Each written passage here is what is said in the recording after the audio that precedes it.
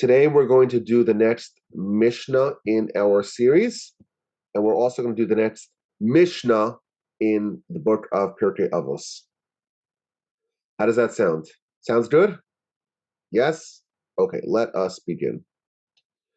We're up to mitzvah number 77, and this is another mitzvah that deals with the court proceedings and the court deliberations, and we're specifically talking about how a court processes a capital crime case. And the Mishnah in the book of Sanhedrin, which deals with a lot of the jurisprudence and judicial proceedings and protocol and how exactly we process court cases, the Mishnah tells us that there are different categories of court cases. There's, of course, capital crime cases, and then there are civil cases or monetary cases, and the laws of how we process these different cases are different. So the Mishnah tells us that both monetary and capital crime cases, we have to investigate and interrogate the witnesses, we have to cross-examine the witnesses, we have to evaluate if these witnesses are legit or maybe they are fraudulent. However, there are 10 differences between monetary cases, between civil cases, and between capital crime cases. Number one, a monetary court, you need only 3 justices, whereas a capital crime case, you need a minor Sanhedrin, namely a court comprised of 23 justices. Number one. Number two, capital cases, you must begin the deliberations with arguments for acquittal. You cannot say, when you start the deliberations, when you start the back and forth of discussing the merits of the case, you cannot say, hey, what are the arguments that we should put the person down? You must start with what are the arguments of acquittal, of exculpation. Whereas with monetary cases, you could start either way, it doesn't matter. Number 3, and this already we spoke about in the past, with monetary cases, you need a simple majority of 1, both for guilt and innocence, regardless of how you want to rule in favor of the plaintiff or the defendant. You need a minimum of 1 in the majority. Whereas with capital crime cases, for acquittal, you need a minimum of 1. So 12 say acquittal and 11 say guilt. That is sufficient. Whereas for conviction, you need a supermajority of at least 2, which in practice means 3. You need to have a minimum of 13 to 10 in order to have a conviction. In addition, when you have a decision rendered, when you want to undo that, you want to appeal it. So with monetary cases, you can appeal it in both directions. Both if it was a faulty conviction or a faulty acquittal, you can always appeal it. Whereas with capital crime cases, you can appeal for acquittal, but once a person is acquitted, you can never say, oh, there's new evidence. You can never retry them after they have been acquitted. Number 5, with capital punishment, almost everyone, we shall say, almost everyone can offer an argument for acquittal, but only the justices can offer an argument for guilt. Whereas with monetary cases, everyone is allowed to present their arguments both for guilt and innocence. Number 6, once someone renders an opinion, so the way this is done, we'll talk more about this, but the way this is done is that there's the initial discussion and the initial deliberation and the initial vote, and then if the vote is for acquittal, the guy's off the hook. But if the vote is for conviction, then we have to have a second go-round to rediscuss and rehash out the matters and see if there's any argument for acquittal that could be a convincing argument. So the law states, this is difference number 6, that if someone votes for guilt in the initial vote, then they can change their mind and vote for innocence. Whereas when someone initially votes for innocence, then they would not be allowed in the second round to vote for guilt because they've already rendered their opinion. Now, the Gemara says that the truth is, when it comes to the final vote, they have to vote with what they believe the evidence shows. So even if initially they thought to acquit, and then once they really discuss the matter further, it turns out the person in their mind is actually guilty, then they must, in the final vote, they must indeed vote to convict. But in the deliberations, they must always present the argument of acquittal. Monetary cases, you start by day and you finish at night. Capital cases, you start by day, you must finish by day. And it must be the following day, like we mentioned. You have to sleep on it, basically. You cannot vote the same day you start the deliberations. That's the initial vote. And you must have a minimum of a second day of deliberations if the initial vote is for guilt. You cannot convict based upon that. You have to sleep on it. And you have to once again turn over the case and the facts and see if you can find any argument for acquittal. And number 9, who begins the argument? If you have a court comprised of 3 justices or of 23 justices, how do you begin the deliberation? Who talks first? So when it's a minor matter, monetary matter, civil matter, matter of ritual, you always start for the most senior member. Whereas with a capital case, we're concerned that if the senior member renders a ruling, everyone's going to feel like, well, the die is cast. There's going to be a certain anchoring towards that person's perspective. And therefore, you start from the most junior of the justices and you work your way up to the most senior, so that way everyone could say their piece and no one feels like the matter has been settled. It's a fait accompli. And therefore, you get the opinions of everyone, not just the opinion of one. And finally, number 10, everyone is kosher.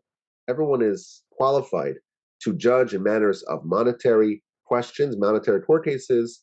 But with regards to capital crime cases, it's only Kohanim, Levim, and Israelites who are of good pedigree. So that's some of the introduction to this law of the differences that we see between capital crime cases and monetary cases.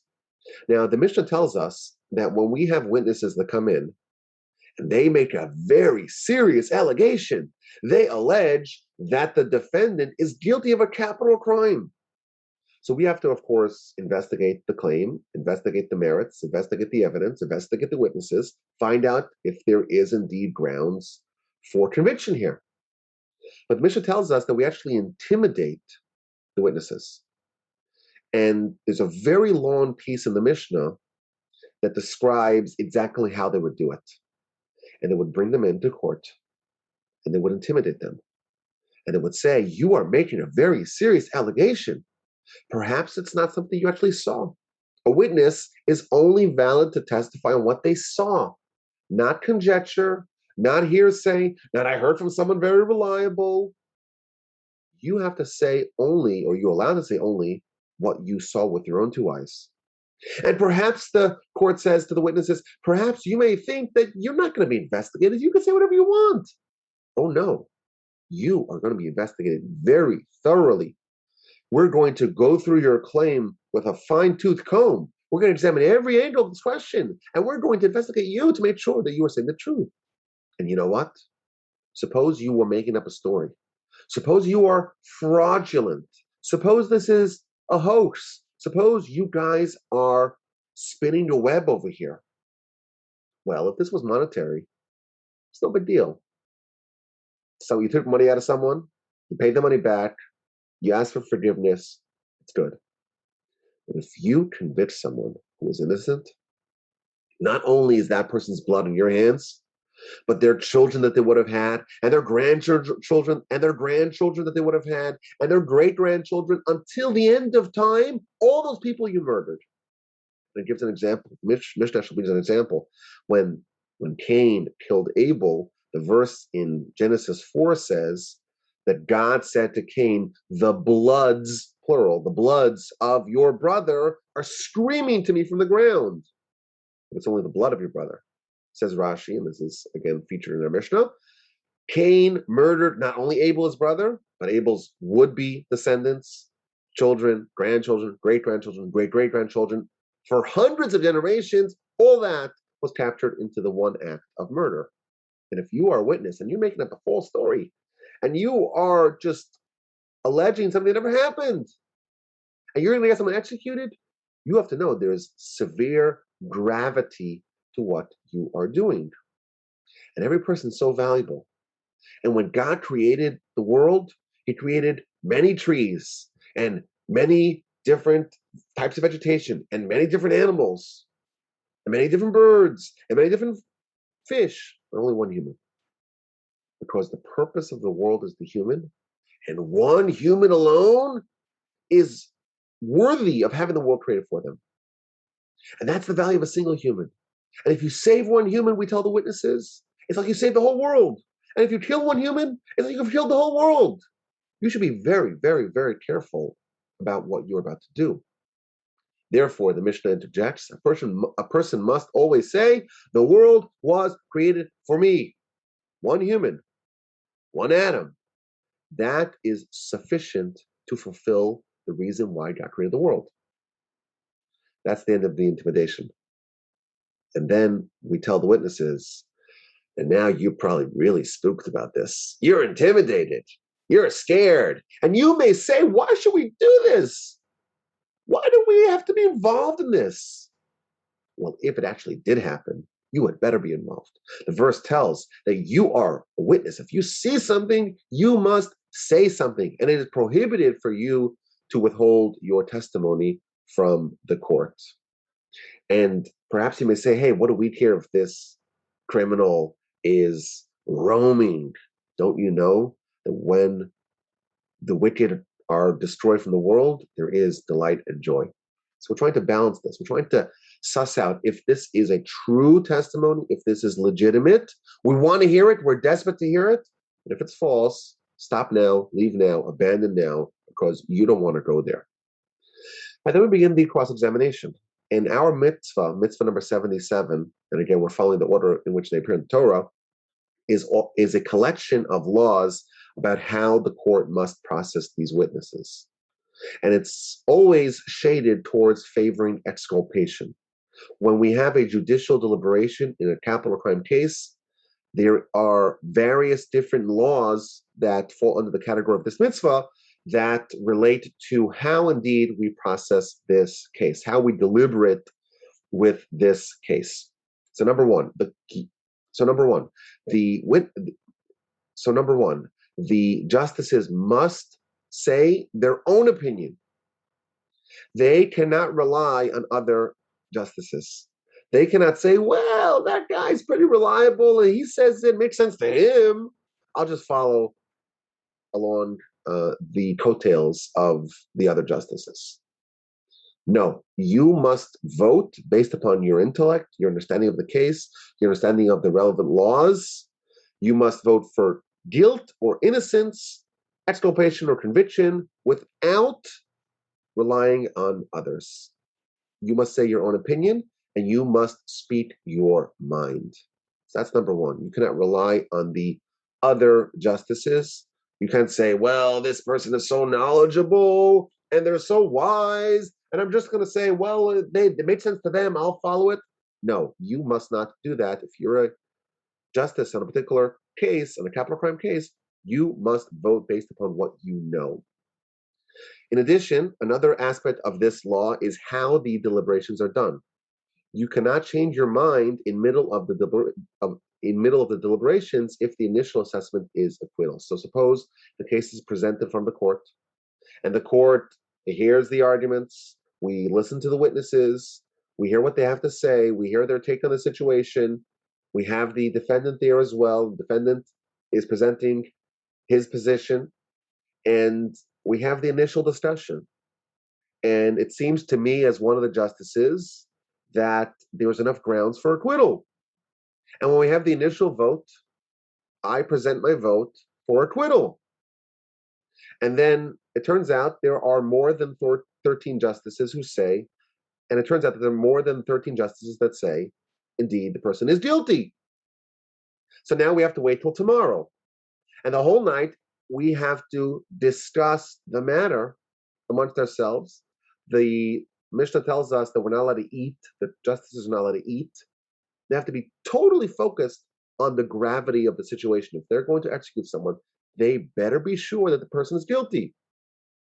And the next day, we've been discussing the matter the entire night. They come to court and they stand again for roll call. Do we have enough votes for acquittal?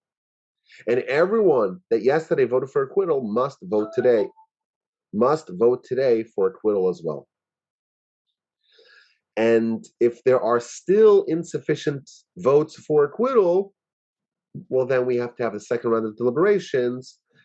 But when I voted yesterday for acquittal, today I must vote for acquittal as well. And now what happens after the second round of deliberations and the final vote is going to be cast, then a person must vote with their conscience. A person must vote based upon the merits of the case. But during that initial kind of the second round, beginning of the second round of deliberations, the person who voted yesterday for acquittal cannot change their mind quite yet. In addition, we have the first to vote. The way the Sanhedrin is comprised, we're told in the Mishnah, it's comprised of a semicircle. And you have at the outer appendages of the semicircle, you have the most minor justices, and in the middle, you have the most senior, the head of the court. And the way you started from the edge. Like we said earlier, you must allow everyone to voice their opinion. And what happens when you start from where you would naturally think, let's have the person who's the most qualified, let's have them render their opinion first. Well, that's going to shade and influence how everyone sees the matter. And we cannot rely on the opinion of only one person. And what's going to be when we have the opinion of only one person? Because the most senior person voted, and everyone's like, wow, that's convincing. Let me just follow that opinion. Or they're intimidated, perhaps. I don't want to argue with this great sage. Oh, he's such a veteran sage. How can I argue with him? Such a small person. I'll just vote with him. It's safety in numbers, right? Well, then what, in effect, you're going to have is that the entire decision is going to be rendered based upon the vote of one person. That is a corruption of the concept of a court. Now, the Sefer HaChinuch, the book that we're using to guide us through the mitzvos, he has an interesting little aside. He says, hey, this is one verse, and there are many laws deduced from one verse. We generally are calling this mitzvah judicial proceedings or judicial deliberations, yet there's various different laws that are derived from one verse that are kind of subcategories of this mitzvah. How do you deduce so many laws from one verse? So he quotes a famous teaching of our sages that there are 70 facets, but that there are 70 facets in the Torah. The Torah is multidimensional, and with one verse, you're going to have a whole host of different ideas.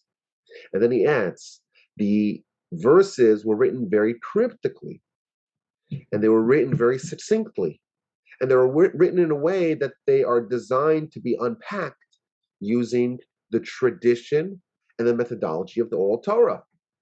We have Moshe, and Moshe is giving us both the written Torah and the oral Torah, and he's saying, hey, in this one verse, there are many different laws that fall under this category. And the Torah is not written so verbosely, and he adds another reason why, because it has many hidden secrets in it. And all those secrets are compacted and hidden beneath the veneer of the simple text. And then he adds, our sages tell us that the Torah contains so many secrets. In fact, it is the blueprint for the world. This is an idea that we talk about a lot, that the Torah contains the actual DNA, if you will, the instructions of creation of the world. And therefore, it should be no surprise that with one verse, you could find many different laws that emanate from it. Now, there's another idea here that the Sefer Chinuch tells us. When you look at how the Jewish perspective on capital crime is played out, if you read the Torah simply, there are many, many mitzvos that carry with it capital crime. I believe in the United States, it's only murder, I think, and treason that carry with it the weight of capital crime. In Torah, there are many, many, many laws that carry with it the weight, the gravity, the severity, the stringency of capital crime. And you would think, if you were to just read the Torah and know nothing else, just read scripture, you would think that, well, there's a lot of execution in Jewish law, in Jewish courts. Look how many mitzvos contain with it the punishment of capital crime. But when you study the laws in more detail, and in this mitzvah as well, like the Sefer Chinuch tells us, there's always a bias towards mercy and acquittal and exculpation. And a lot of these laws, that we start off with arguments for acquittal. If you voted for acquittal yesterday, you have to vote acquittal today, etc. And we favor a minimum of one for acquittal. You need a supermajority for conviction. All that is to teach us a lesson that the Almighty indeed loves us, and He is not desirous of capital crime. And He gives a beautiful parable. To suppose you have a man that has 100 children. He has 100 children. These are 100 of his biological children. I would imagine he would need more than one co-conspirator for this. This is a parable. And he builds a city for his 100 children. And he settles them in that city. And then he realizes there has to be some system of laws. There has to be some sort of enforcement of laws, or else you don't have a functioning society. So he makes a rule that, well, if you hit your friend, if you hit someone, you're going to be fined. You're going to be punished monetarily. And if you kill someone, well, you're going to be executed. And that creates a certain deterrent to make sure that we have a good society, a functioning society, a healthy society, a righteous society.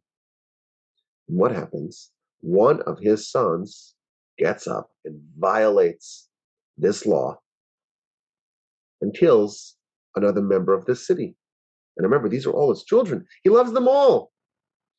Well, if he just lets them off the hook, well, then there's anarchy.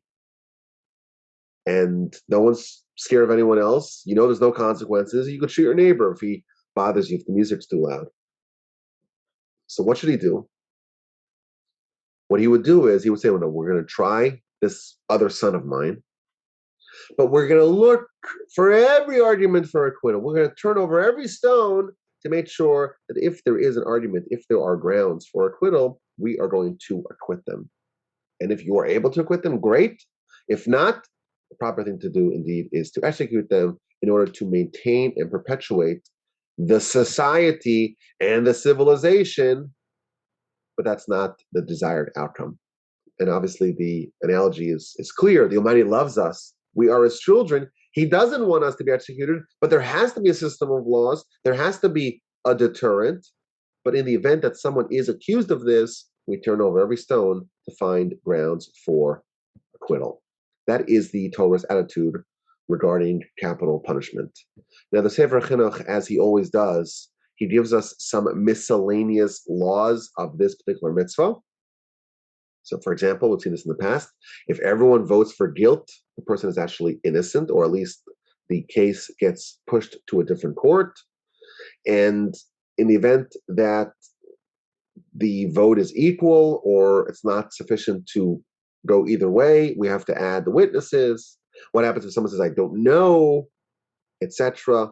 These are some of the laws that we talk about. Very interesting laws.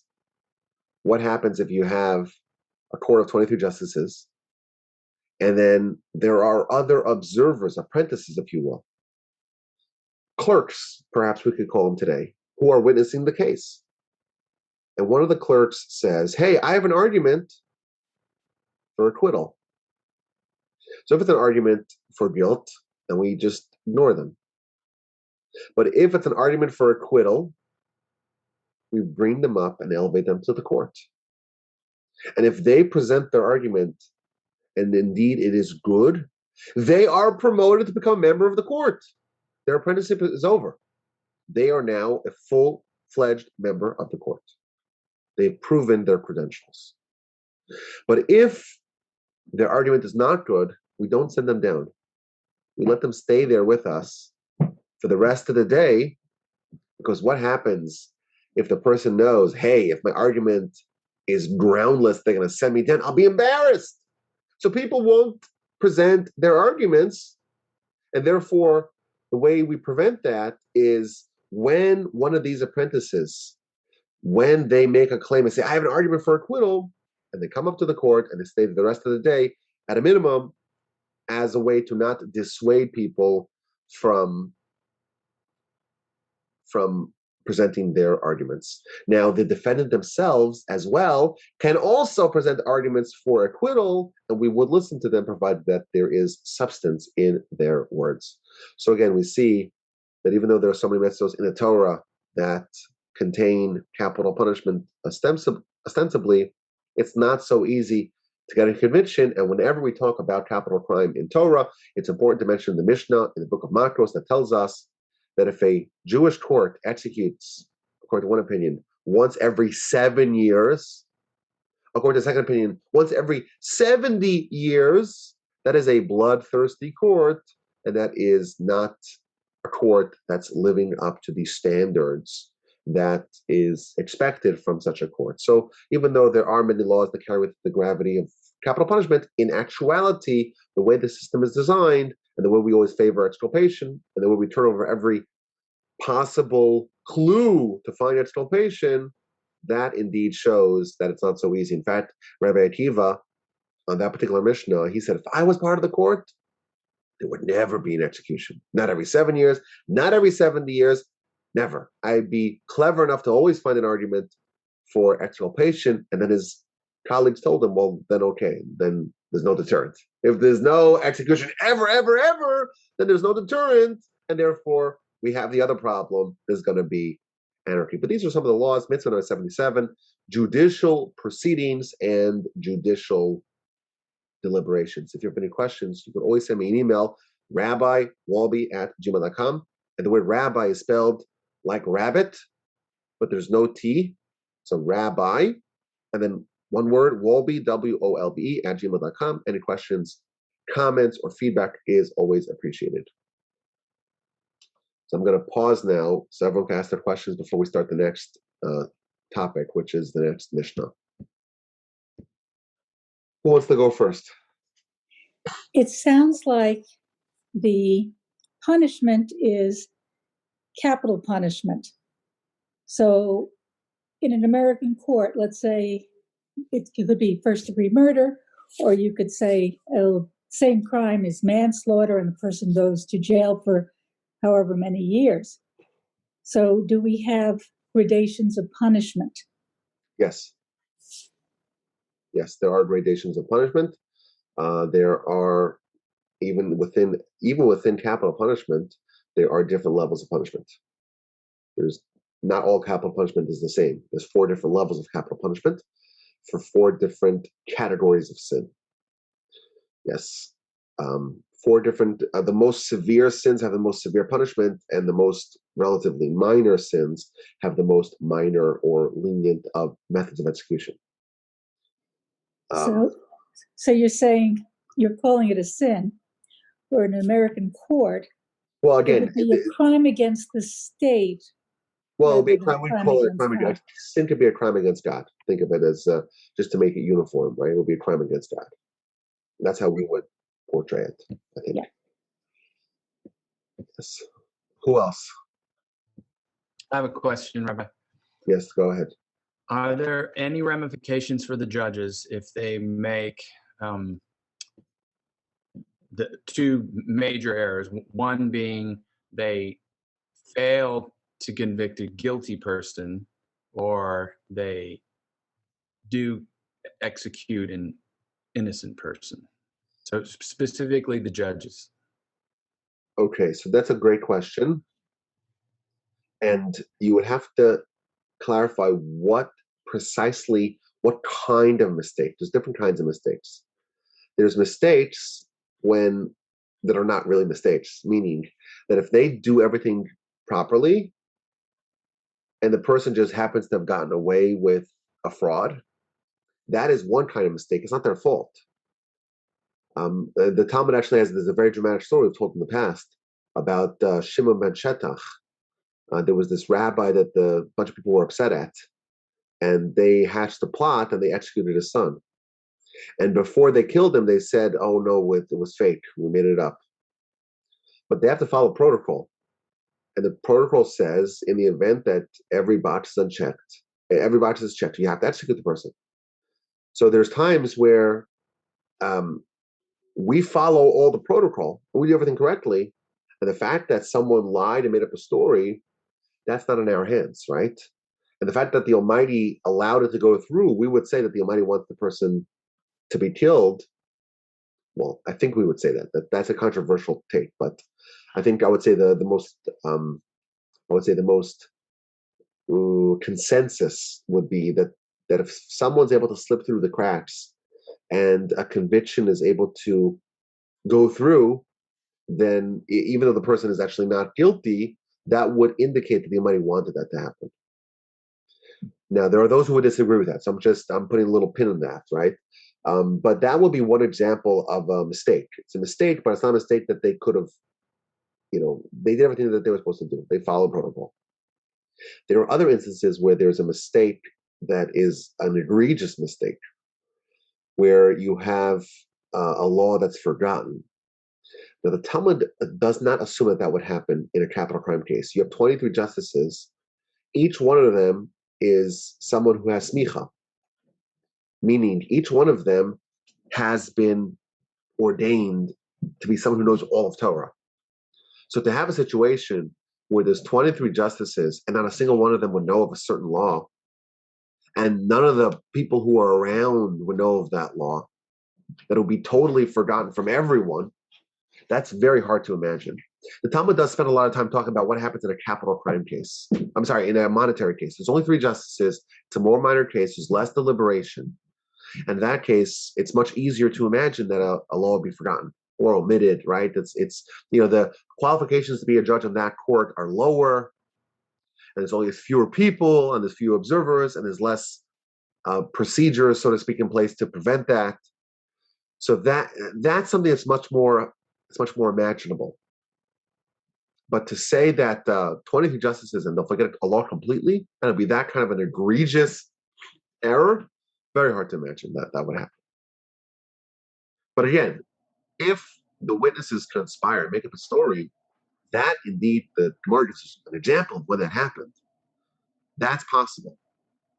Because again, it's people are making up a story, and we're told we have to believe the witnesses. And if they check all the boxes, and it seems legit, what are we supposed to do? We have to follow the rules. And it's not our fault that we follow the rules. Our fault being the court's fault. It's a great question.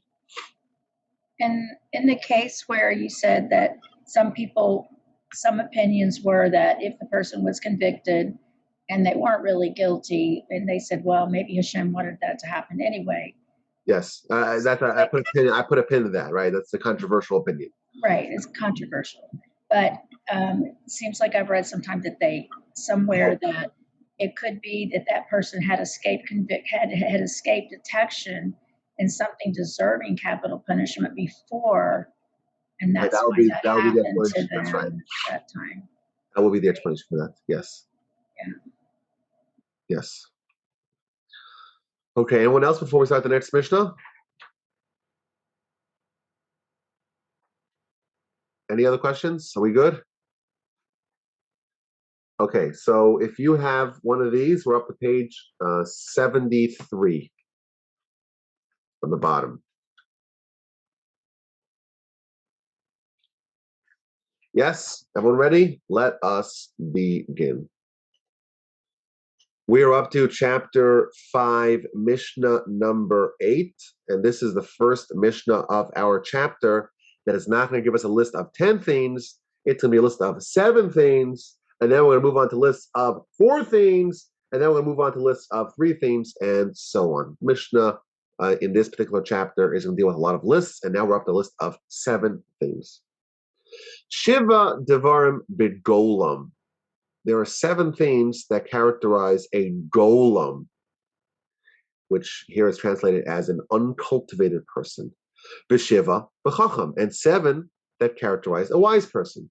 Okay, let's see what the 7 are. Chacham, number 1. Eino medaber lefnei misha gadol mimeno b'chacham v'minyan. A wise person does not begin speaking before someone who is greater than he in wisdom or in number of followers. Number 1. Number 2, and does not interrupt in the middle of the words of his fellow. Number 3, and he does not rush impetuously to respond. He He asks questions with relevance to the subject, and he replies accurately. Ve'omer al rishon rishon ve'al acharon acharon, and he speaks about the first things first and about the last things last. Ve'al ma shelo shama omer lo shamati, and regarding things that he has not heard, he says, I have not heard.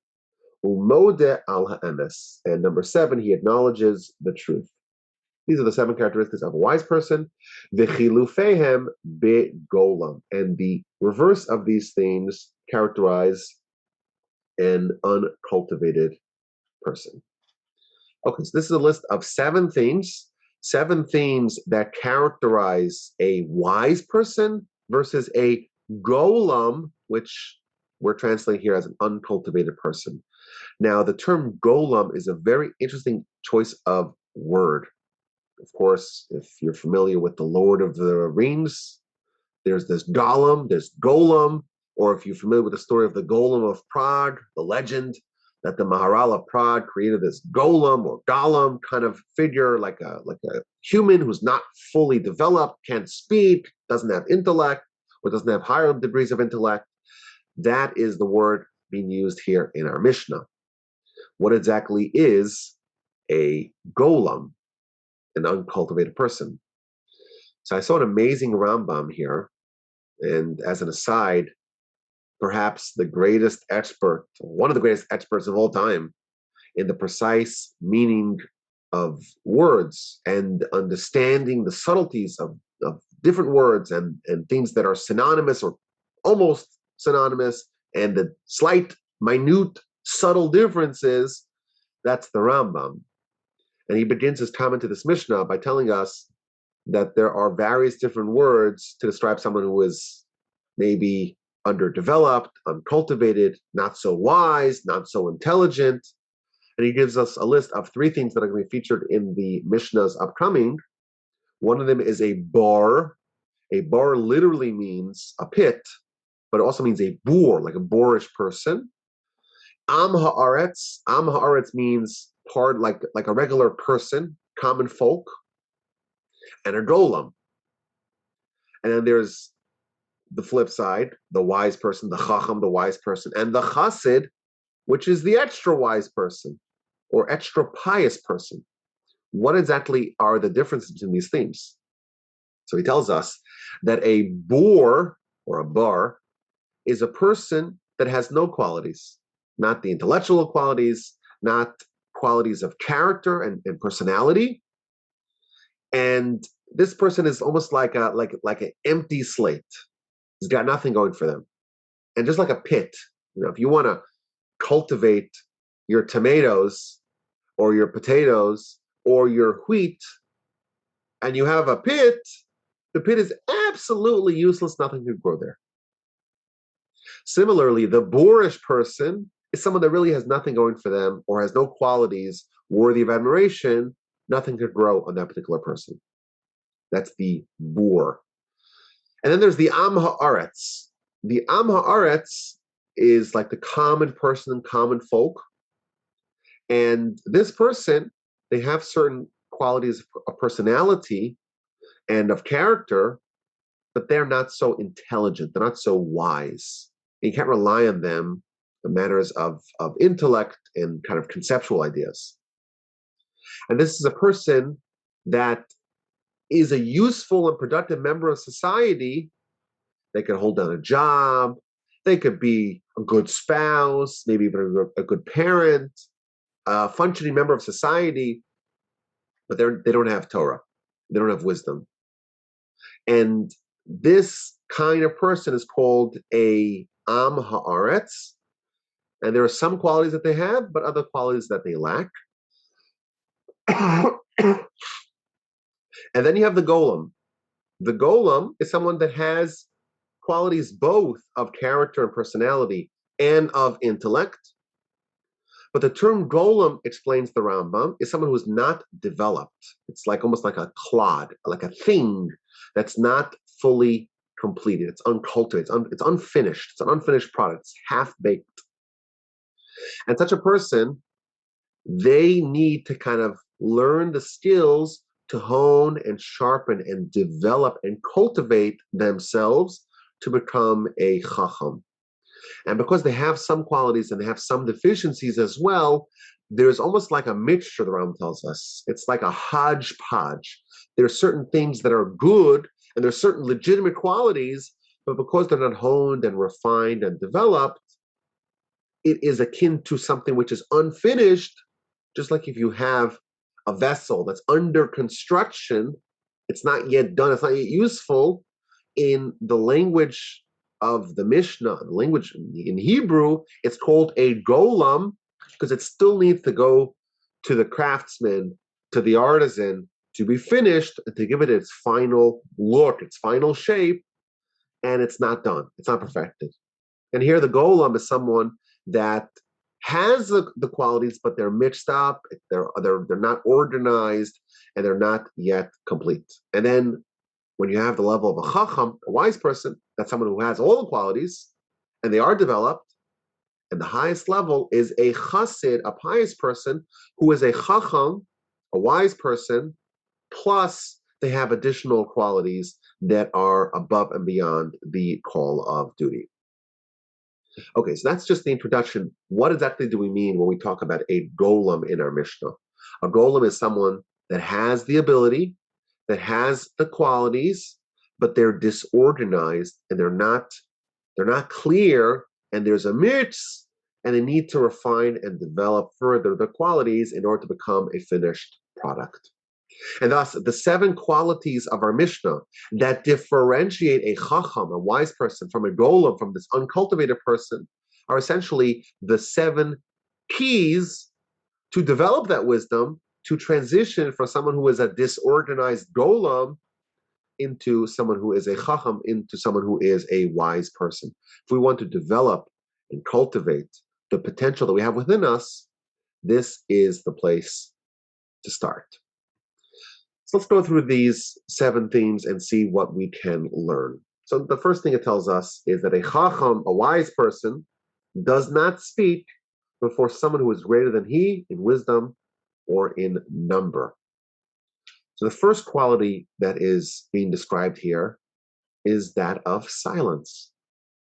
To be quiet and to listen, and thus to learn. When you are born, you're born with a lot of potential, but that needs to be developed. And one of the best ways that it gets developed is by learning. And by learning from others who are more wise, who are more experienced, who have more knowledge than us. But the only way to do that is A, to be silent, B, to listen, and thus to learn. So the first thing the goal needs to do, if they want to become a chacham, if they want to become a wise person, is to learn this quality. Your brain is not learning when you are speaking.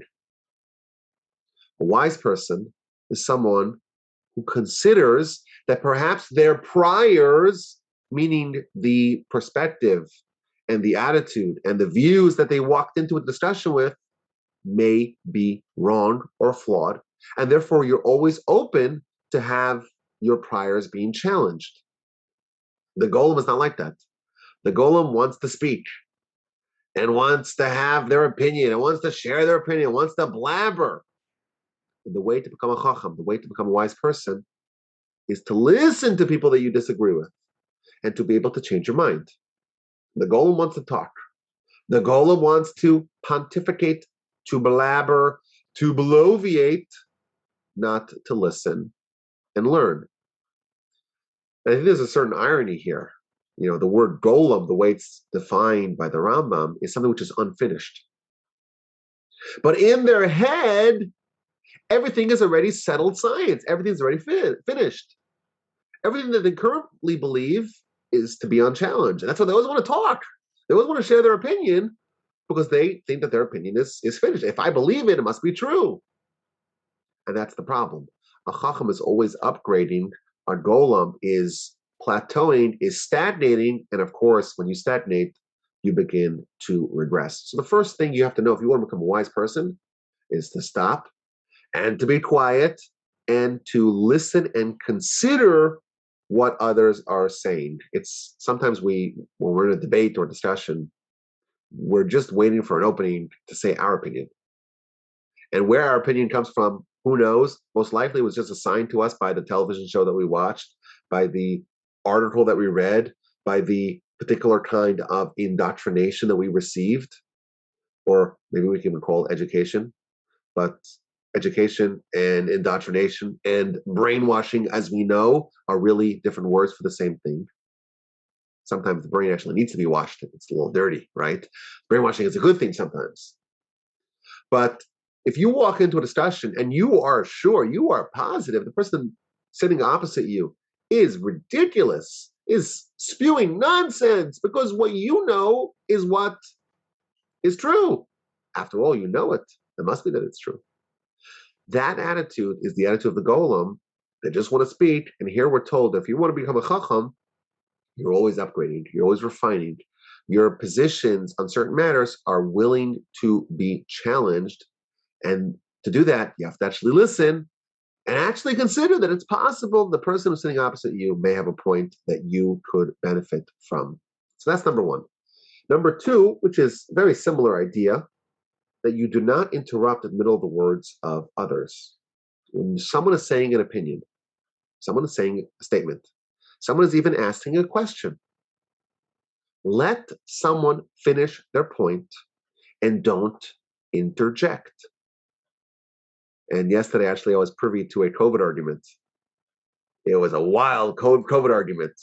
Masks or no masks, Fauci, the CDC, vaccines.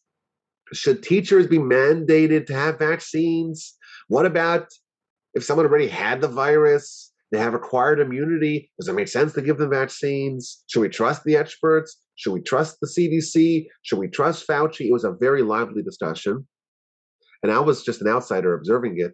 And it was like this cacophony of screaming. And no one was letting anyone else finish their point.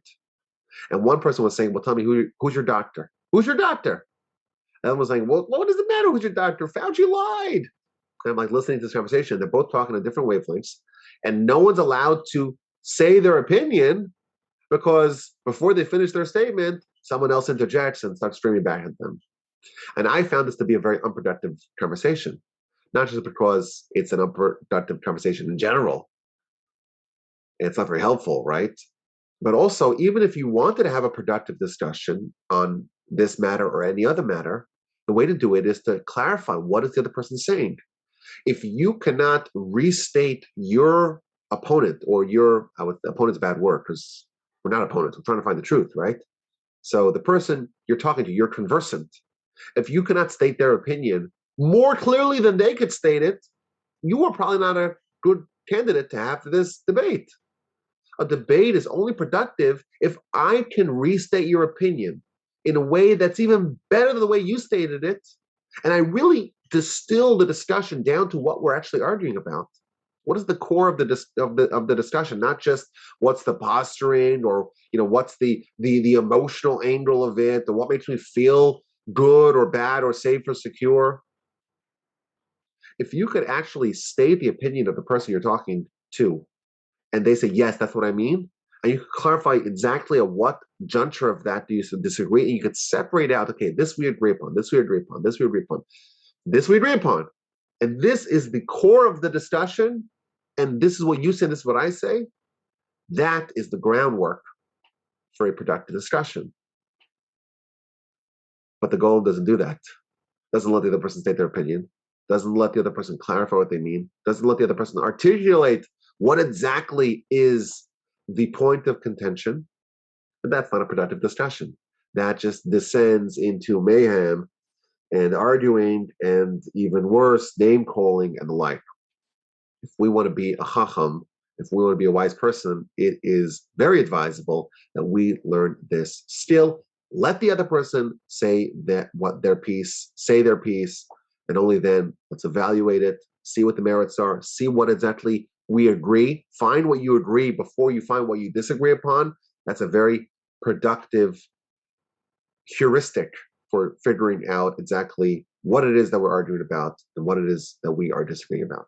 Okay, number three, Ve'eno niva lahashiv. You don't answer a question impetuously. And the commentaries explain, if someone asks you a question, you don't respond until you hear every angle of the question and every argument of the question. And let the person speak their piece before you give them an answer.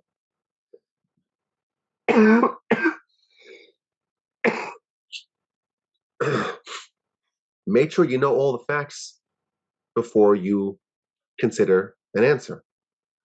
And once you give the answer, don't give the answer until it's very clear. And that way your answer indeed will be on point and accurate. I know my grandfather, blessed memory, he was someone who excelled in this particular quality. Whenever people asked him a question, and he would get many, many, many questions every day, he would almost never give a knee-jerk answer.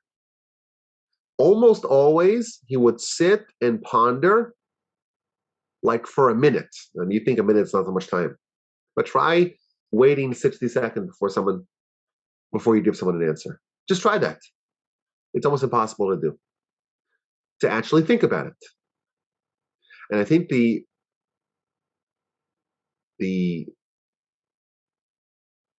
way to frame this is that there's a famous book called Thinking Fast and Slow, written by a gentleman by the name of Daniel Kahneman. And he talks about system 1 versus system 2 thinking. There's two ways that we think. There is like the things that we already know and are firmly established. And those are the things that we could kind of pull at ease. We could call that maybe the RAM, so to speak, the working memory that we have. And then there's the things that we think on system 2 level, where you think and ponder and your mind is very active to try to understand the subject matter and to try to think through it. This Mishnah is telling us that when you are presented a question, you must apply system 2 thinking to find the answer. Think it through, actually use your brain, mobilize the superpower that you have balancing on your shoulders, think through the subject, and only then give an answer. It's something we're not accustomed to doing. Most of the time we just give knee-jerk reactions, whatever pops into your head.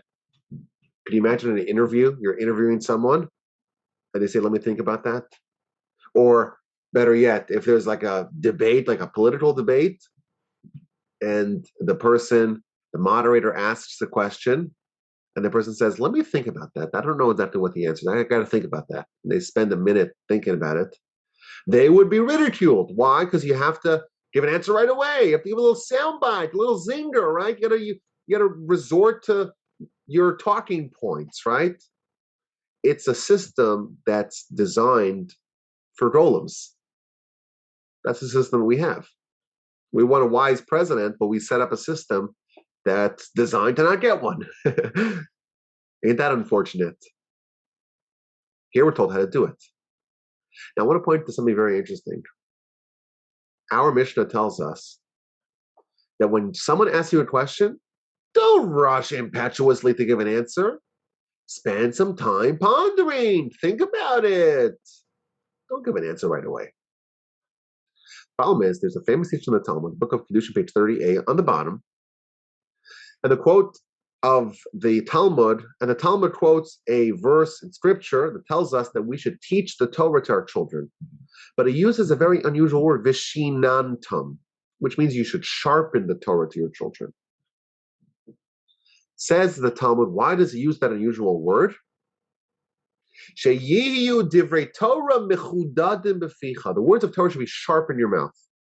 That if someone asks you a Torah question, you shouldn't mumble. You shouldn't fumble. You shouldn't say, I don't know, let me think about it. You should answer right away.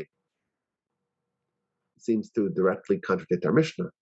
Our Mishnah told us that when someone asks you a question, you should think about it, you should ponder it, you should question it, you should examine it. You should really ruminate and cogitate about the subject before you give an answer. And here the Talmud tells us, no, you have to give an answer right away. Which one is it? So I think the answer is like this. When it comes to matters of Torah, you have to become so familiar with the subject matter that it becomes second nature. It becomes part of your knowledge graph. It becomes part of your knowledge graph. It's the things that are so on top of your head, that are so readily available to you. It's like if I asked you your name, or I asked you to name your siblings, you know that right away. If you know Torah with such familiarity, you can answer any question right away, and you don't need to resort to system 2 thinking. I remember someone once told me, the person is going to remain unnamed because I disagree with him. Someone once told me regarding Rabbi Elyashiv. Who was Rabbi Elyashiv? Elyashiv was one of the greatest halachic authorities of the last 100 years. Passed away in 2012, I believe, at the age of like 105. But someone said, you cannot ask Rabbi Elyashiv halachic questions of matter of life and death. Why?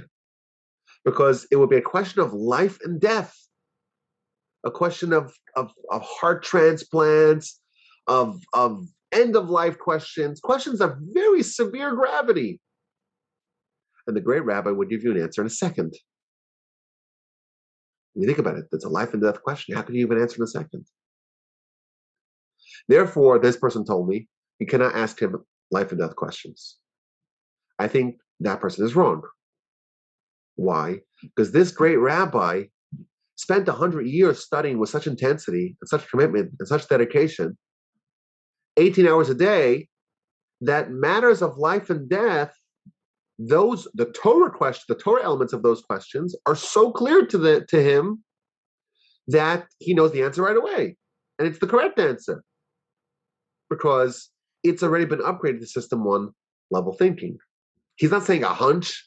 He's not saying something that he hasn't thought through. He's saying something that it's so clear to him, it's actually accurate. That's with respect to Torah study. If you're a golem, you're not someone who has all that Torah study.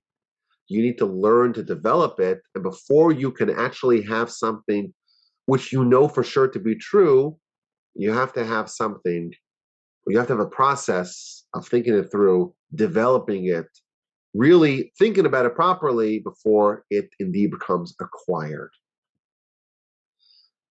Okay, the next thing in our Mishnah is that you ask questions relevant to the subject and you respond accurately.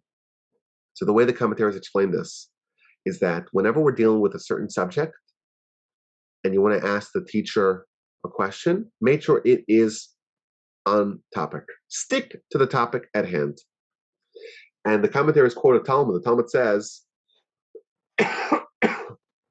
when your teacher is involved in one matter and currently immersed in a certain matter, don't pull out a different book of Talmud that he hasn't seen in 10 years and say, oh, could you answer this question?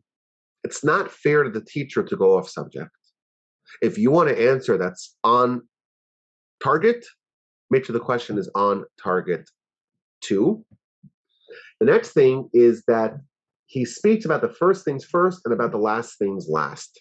So simply put, this means that if there's 2 questions, you answer the first question first and the second question second. This is a quality we've seen. Rebecca, for example, Rashi tells us that Rebecca answered the first question first, the second question second. God as well in the conversation with Moshe. But the Rabbeinu Yonah says something fascinating here. What does it mean that you speak about the first things first and the last things last? What does that mean? So he says something fascinating. He says, first and last in this context doesn't mean chronology. Doesn't mean which question, which subject was raised first and which was raised last. What it means is conceptually. In conceptual priority, which of these ideas are more important than the other? And this is what we would call first principles thinking. Any idea, any subject, there are the basic building blocks of those ideas, and we would call those the first principles. And you have those ideas first, and on top of that, you build those ideas. So if you want to answer a question, there's a system of trying to figure out what is the correct answer called first principles. Find out what is the kind of the basis of this idea, and what are the things that are built on top of that. And if you have the first principles correctly, and if you have the first principles organized correctly, then on top of that, the things that flow out of that can emerge quite seamlessly and naturally. So when it says you answer or discuss the first things first and the last things last, says Rabbi Yonah, this means first in the hierarchy of conceptual priority. What are the things that are the basis, the first principles of a given subject? And that is what you address first. And only later do you talk about the specific applications of that. Only then do you kind of draw the conclusions based upon those first principles. And that's a good heuristic, a good system for figuring out anything. What is the basis? What are the foundations? What are the building blocks of this subject? And what are the takeaways? What are the things that emanate, things that emerge from it? First principles first. Once you have that system, you build out of that. Whereas the golem is working with like ideas, isolated, discrete ideas, examples, analogies, and the like. And that system of using anecdote and analogy and trying to compare things in a vacuum without understanding where the things come from, without using first principles thinking, then that is a way to come to erroneous conclusions. Okay, the number 7 is, so number 6 is that what you don't know or what you haven't heard, you say you haven't heard. So again, Rabbi Yonah explains what this means. Suppose there's a subject at hand. There's a discussion, and you have some ideas, and you have some traditions as well. You have principles as well that you have received. When you respond to a given subject, it's okay for you to posit. It's okay for you to speculate. It's okay for you to opine on the matter. That is perfectly fine. However, you have to delineate. You have to differentiate. There has to be clear, defined boundaries separating what you know for a fact based upon observation, based upon evidence, based upon tradition, based upon the sources clearly maintaining that has to be separate from what you are speculating. So for example, this is obviously something that comes up a lot in Torah. Someone has a Torah question. If the Talmud talks about it, then you would say, okay, this is featured in the Talmud. If the Talmud doesn't talk about it, or if you're not aware of the Talmud talking about it, you must say, I don't know if this is indeed an established, a given point. I could still suggest, speculate, and maybe throw out ideas. That's okay, but I have to make that distinction clear. You have to know what you know and what you don't know, and maybe what you think. Those have to be separate. And in the eyes of the Chacham, in the eyes of the white person, they're separate. The Golem has a mishmash of the things that they know and the things that they don't know, but they think. And that is, again, one of the differentiations between these two. And finally, we have Modeh ala emes, when someone admits to the truth.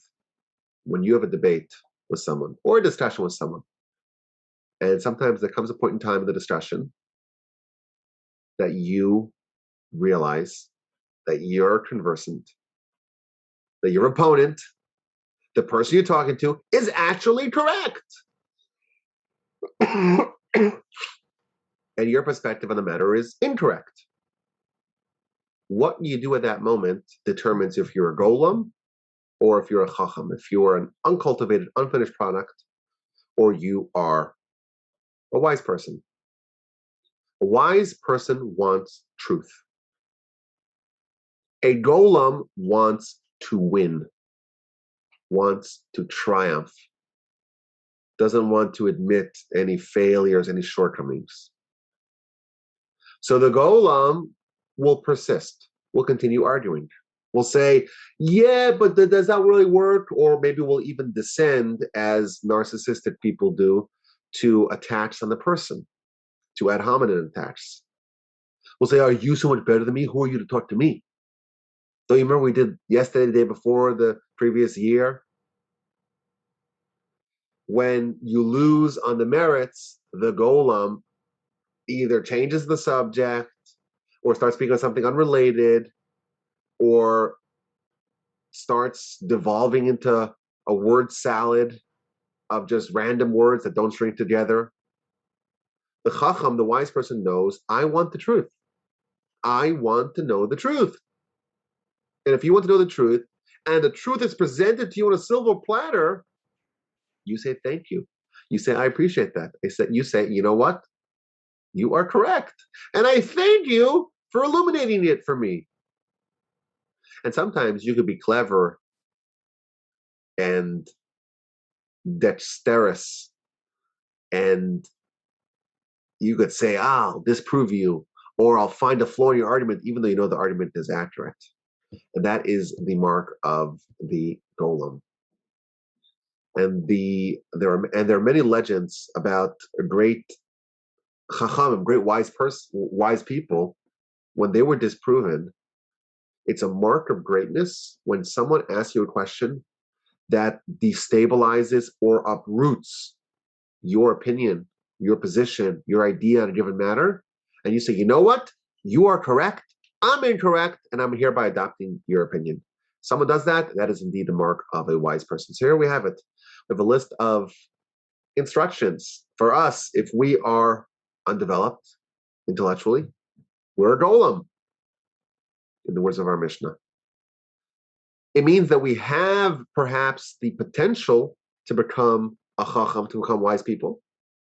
But we need to follow these 7 keys to wisdom.